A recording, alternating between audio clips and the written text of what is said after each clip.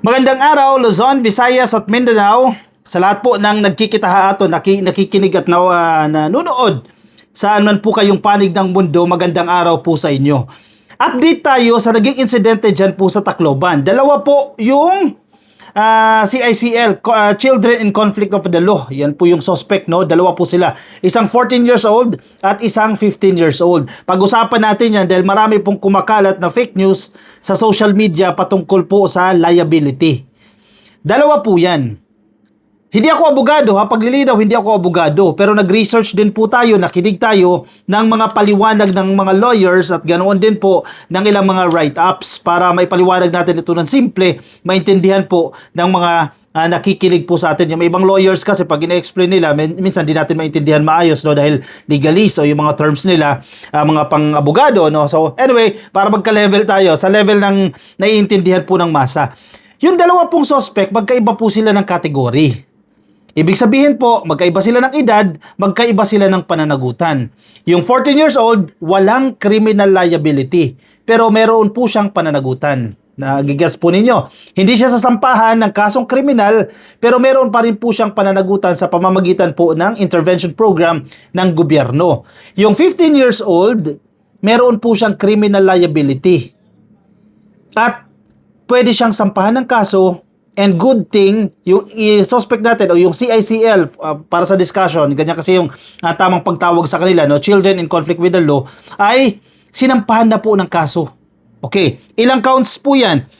Yung sinampa po dito sa 15 years old, kasi magkaiba sila ng category, ibig sabihin, definitely, mas mabigat yung parusa na makukuha ng 15-year-old na bata and doon sa 14 years old na bata, no? Yung isinampa po dito sa 15-year-old na bata na yan ay 3 counts ng MURDER. MURDER. Di ko babanggitin kasi ayaw ni Facebook niyan yung term na yan, no? 3 counts. Kasi 3 po yung pumanaw, 3 po yung binawian ng buhay dahil po sa kanilang mga pagpapaputok dyan. 3 counts po ng MURDER. Ganoon din po ng 3 counts, another 3 counts ng frustrated MURDER. Frustrated, ibig sabihin po hindi pumanaw yung biktima. At multiple counts ng serious physical injuries dahil marami po ang sugatan. Mabigat po itong kaso na to. Ito yung sinasabi natin na patong na kaso. 3 ng MURDER plus 3 na frustrated MURDER plus multiple counts ng serious physical injuries doon sa 15 years old na bata. At hindi naman po sinampahan ng kaso itong 14-year-old na isa rin pong suspect dahil nga protektado siya ng batas. Ano yung batas na yan? Na marami pong fake news ang nagsisirculate online patungkol dito sa batas na to na authored by Kiko Pangilinan. Kaya kung nakikita nyo online, bakit trending si Kiko Pangilinan? Bakit trending yung debate nila ni Robin Padilla? Si Kiko Pangilinan po, siya po ang may akda ng batas na ito. Kaya very active din si Kiko Pangilinan ngayon. Siyempre, biktima rin siya ng fake news ngayon. Maraming lumalabas ng fake news. Nakasalanan mo yung Kiko Pangilinan kasi masyadong mataas yung 15 years old, etc. May mga proposals noon na ibaba sa 12, ibaba sa 10 yung criminal liability. Pero ang naisa batas, 15 years old po ang may criminal liability pataas. Ito po yung tinatawag natin na Juvenile Justice and Welfare Act of 2006. Matagal na po ito. So kinakailangan na rin po, I think panahon na po na amyendahan po ito noong 2006 pa po ito eh. Nagiba na po ang sitwasyon, iba na yung mga bata ngayon, sa totoo lang. Sabi ni Robin Padilla, mga weak yung bata ngayon, no? Pero magkakaiba tayo ng henerasyon, no? Juvenile Justice and Welfare Act of 2006 o yung Republic Act number 9344. Yan po yung madalas ninyong marinig, yung 9344 na yan. Marami po naging abogado sa social media. Ako hindi ako nag-abogado. Nilinaw ko po sa inyo yan, ha, na hindi po ako abogado, pero nabasa po natin itong mga nilalaman nitong Juvenile Justice Act na ito, no. Pag sinabi po kasi juvenile, bata, no, young person yan. Kasi madalas niyo maririnig yan. Sige. Doon muna tayo sa category. Kapag ang bata po, kasi sinasabi ko sa inyo, dalawang category, yung 14 at yung isa 15. Assuming na talagang 15 years old yung bata na yon at talagang 14 years old yun, regardless kung dinaya nila yan, etc. Kasi meron silang conversation na pinaplano nila pero hindi pa po verified ng PNP yan, yung conversation na nagsi-circulate online na itong mga bata na to familiar sila doon sa Juvenile Justice Act, no? Hindi pa po verified ng PNP yan. Pero kung totoo man yan, matalino itong mga bata na to, talagang kaya MURDER ang sinampa sa kanila dahil planado po yan, no?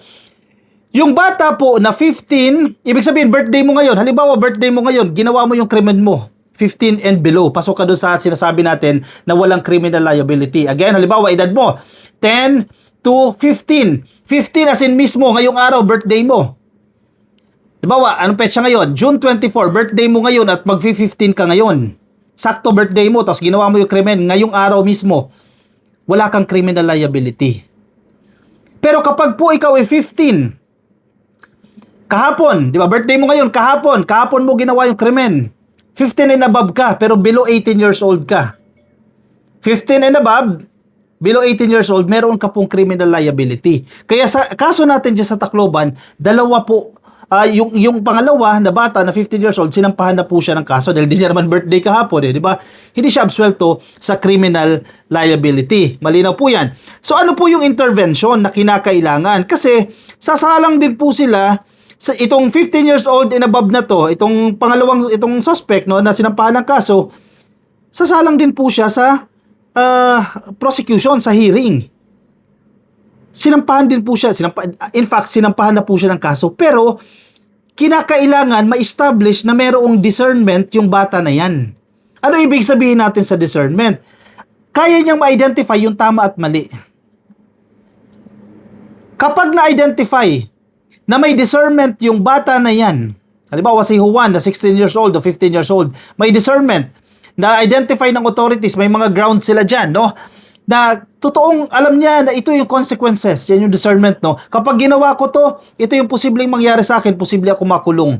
Kapag hindi ko to ginawa, etc., ganoon ang mangyayari. Kapag alam ng bata, alam ng suspect o CICL, alam niya na ito yung mangyayari sa akin, may discernment siya, pero ginawa niya pa rin yung krimen na yan, sasalang po siya sa pagdinig. Sasalang siya sa mga hearing, yung typical. Pero meron pong due process na ibinibigay sa mga bata. It's just that mas maluwag po sa mga bata. Kasi bibihira lang naman yung mga ganitong sitwasyon. Di ba? Maraming dapat pag-usapan pa sa usapin na yan. Okay, sige. Pag-usapan natin itong pananagutan, no? Na okay na-discuss na natin yung discernment o yung kakayahan. Pag na-identify na po na may discernment siya, magpuproceed po yung kaso na yan. Pero meron din kasi, halimbawa, 16 years old, 17 years old, may problema sa pag-iisip. Halimbawa, may mental illness siya. So, hindi ma-establish yung discernment. Wala siyang, absuelto siya sa criminal liability. Just why, kinakailangan ma-determine yung discernment. Okay, nag-gets nyo na po yan, no? Para hindi tayo nabibiktima ng fake news. Ano po yung parusa? Ano yung penalty na nag-aabang para sa mga bata? Marami pong mga teorya, marami pong kasi parang no one ano yung sabihin, walang isang penalty na appropriate para sa lahat. 'Di ba? Hindi ang isang penalty ay mag-a-apply sa lahat. Dahil depende po sa sitwasyon. Halimbawa, itong kaso na ito, mabigat po itong kaso na to. MURDER. Itong mga bata na ito, hindi agad sila pakakawalan.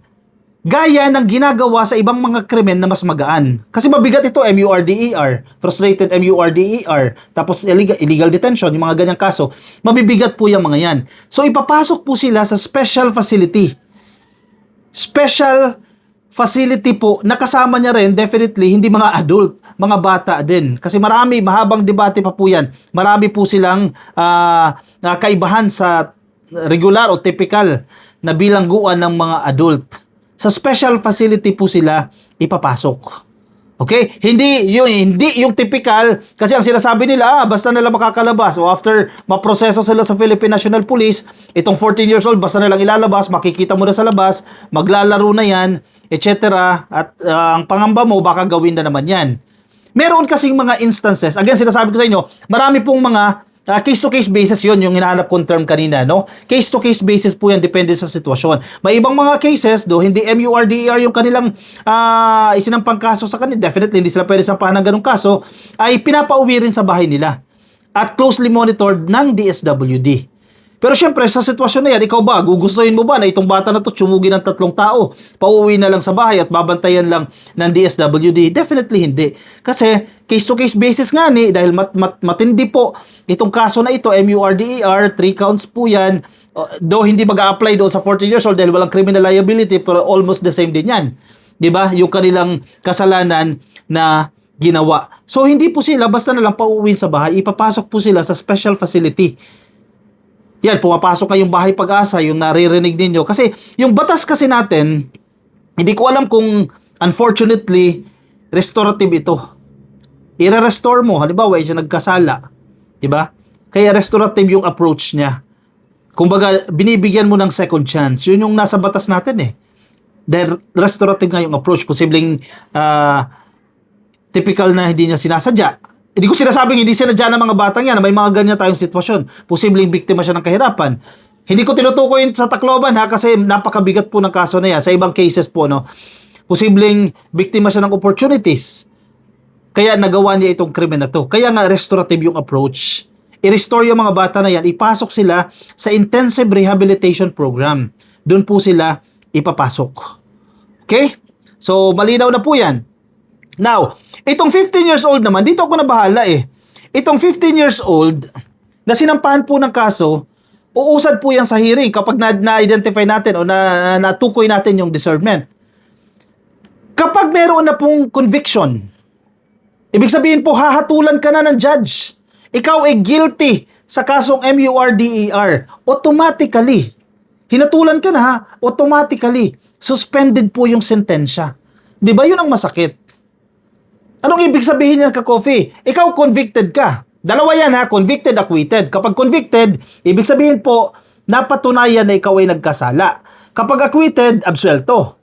Pakakawalan ka.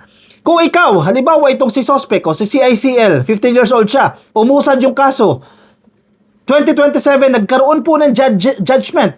Hinatulan po siyang guilty. Guilty na may conviction na. Automatically, isususpend yung kanyang sentensya. Sa typical na isang adult na nagkasala at naging guilty siya, for example, reclusion perpetua o 25 years yung penalty sa kanya, makukulong siya ng 25 years. Pero hindi po dito sa CICL. Automatic na suspended yung kanyang sentensya. Pero, nasa facility pa rin po siya ng gobyerno. Intensive pa rin po ang monitoring sa kanya. Diba? Hindi pa rin siya pauuwiin sa bahay nila, etc. Nasa rehabilitation program pa rin po itong bata na yan at i-identify ng mga taong nag-handle sa kanya, in this case, for example, DSWD, no, kung pwede na ba siyang palabasin o hindi. Kasi kung, yes, nasa rehabilitation program pero ganoon pa rin siya kademonyo at na-identify nila, in-assess nila na posibleng gawin pa rin niya ng bata na yan at in this case, halimbawa, 18 years old na siya o 19 years old na siya, pwede na siyang makulong. Diba? Sa regular na kulungan. Kasi hindi na siya minor de edad eh. Nagigets po ninyo ka-coffee. Hindi ako abogado pero yan po yung understanding ko sa mga eksplanasyon ng mga abogado, ng mga eksperto patungkol po sa usapin na yan. So, to conclude, wag po kayo maniniwala agad-agad sa kumakalat na fake news na basta na lang pakakawalan nito mga bata na to. At yung ibang mga minor de edad naman, 14 years old, parang lumalakas daw po yung kanilang loob. O sige, gawin na natin itong krimen na to. Total, absuelto naman tayo. Hindi po kayo absuelto. May accountability pa rin po. Diba? Kung may mga nakikinig sa atin, may mga nanay na nakikinig sa atin, malaki po yung inyong papel. Diba? Yung community, malaki po yung inyong papel. In fact, yung isang, kapag ikaw 14 years old, community-based rehabilitation program. I-rehabilitate yung bata, hindi sa isang facility. I'm not talking sa suspect dyan sa Tacloban, no? Kundi sa community. Ibig sabihin, may papel po kayo. Yung nasa community, may papel po kayo. Tumutulong kayo sa paghulma sa mga kabataan na ito. Diba? Kaya Sara Duterte, hindi lang kasalanan ng gobyerno yan. Maraming factor po yan. Paulit-ulit po ako sa punto na yan. Sige kayo ka-coffee. Ngayon, mainit-init na ito. Pinag-uusapan na po ito, pinagdedebatehan na sana ibaba itong criminal liability. Mula sa 15 years old, gawin po itong 12 years old. Para kahit papaano matakot po itong mga bata na to. Dahil di biro po yan, no? Napakasakit po yan para sa biktima mismo at sa pamilya ng mga biktima na in this case, pumasok ka lang sa eskwelahan at uuwi na siyang bangkay. Diba? Very unfortunate po yung sitwasyon na yan. Sige po, i-komento po ang inyong opinion. Kung may nasabi akong mali, at sa tingin ninyo mali yan, may iba kayong reference, i-comment dyan sa ating comment section para mabasa po ng iba natin mga ka-coffee. Yung mga nasa Facebook, baka di pa kayo naka-follow, naka-like, please like and follow. Yung mga nasa YouTube, of course, subscribe na po kayo. TikTok, subscribe na po kayo. I'll see you ka-coffee in my next video. Bye-bye.